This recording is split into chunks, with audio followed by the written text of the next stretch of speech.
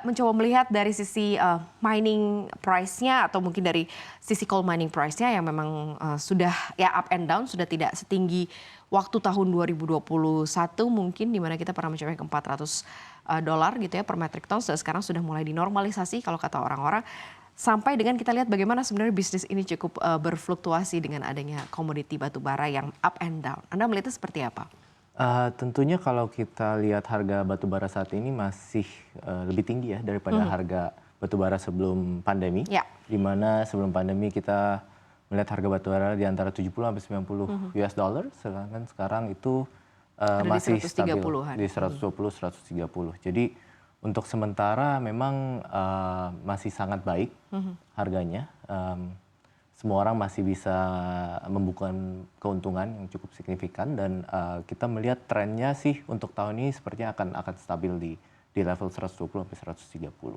Oke, berarti ini belum dikatakan bahwa level-level ini cukup kemudian mengganggu operasional dari sisi perseroan atau mungkin kemudian agak mengganggu kinerja finansial karena kita pernah merasa ada di peak price-nya si batu bara ini, atau seperti apa sih kalau di industri pelayaran sendiri nih Pak Andrew?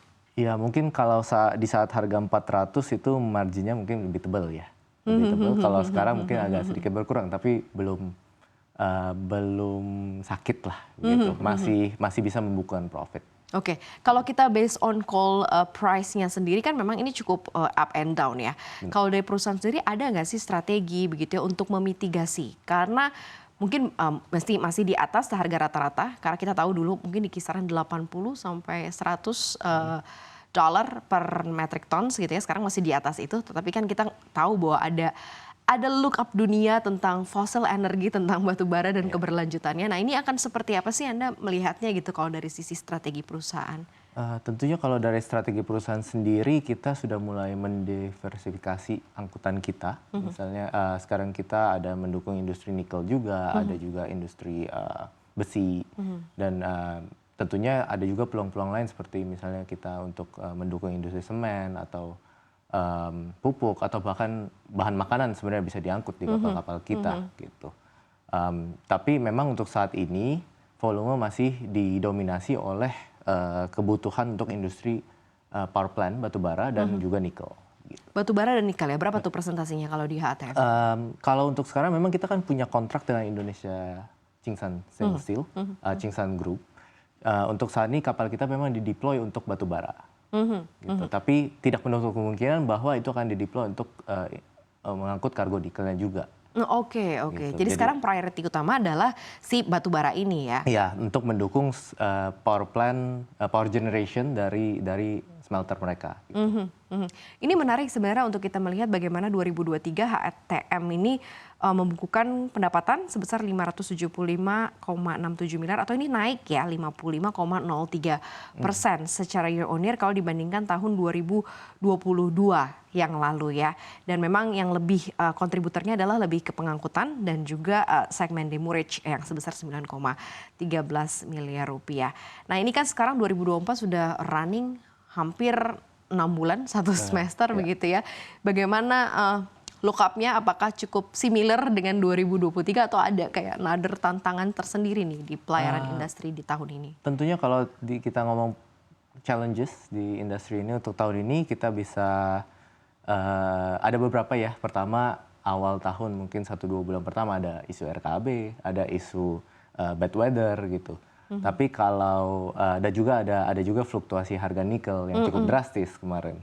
Jadi memang ada beberapa challenges, tapi kalau di perseroan sendiri sih kami masih yakin untuk target kita bisa mencapai mungkin plus minus 5%. Oke. Jadi masih sangat-sangat acceptable untuk deviasinya begitu. Oke, untuk tahun ini sendiri untuk pertumbuhan laba sendiri targetnya berapa Pak Andrew di sepanjang atau mungkin proyeksi sampai dengan full year 2024 dan pencapaian sampai dengan saat ini seperti apa? Kalau kita untuk target full year kita kemarin set di 238 miliar untuk laba bersihnya. Pencapaian sampai dengan sekarang per 31 Mei kalau tidak salah 70 miliar. Karena yaitu kita lagi playing catch up karena adanya hambatan-hambatan di awal tahun. Gitu.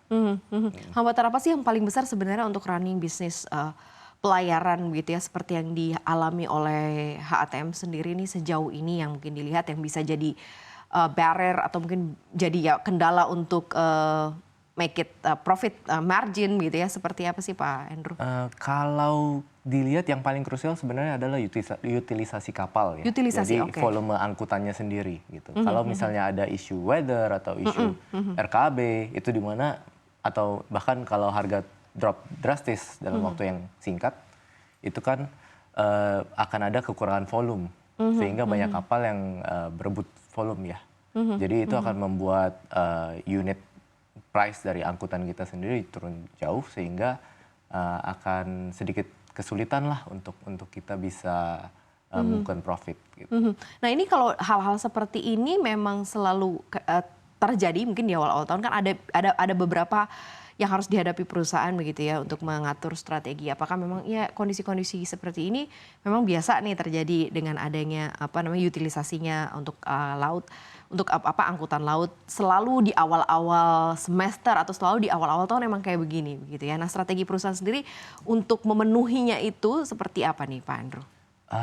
Kalau untuk sekarang ya kita bisa lihat mungkin kita bisa kalau misalnya volumenya berkurang kita bisa melakukan maintenance supaya Oke. pada saat Sudah ready gitu ya. begitu sudah volumenya naik kita sudah ready untuk mengangkut itu. Gitu. Jadi nggak di-push to the limit gitu ya untuk unit-unit yang ada Ya gitu karena mesin ini seperti orang juga ada waktu istirahatnya begitu. Oke, baik.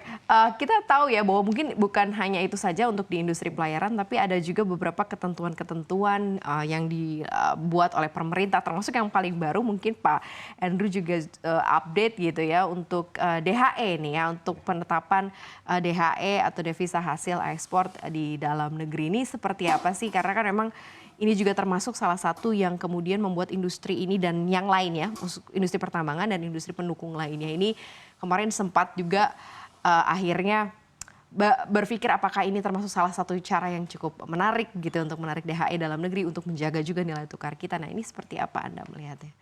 Iya, dengan adanya DHE ini sebenarnya ada pro dan cons-nya sendiri ya.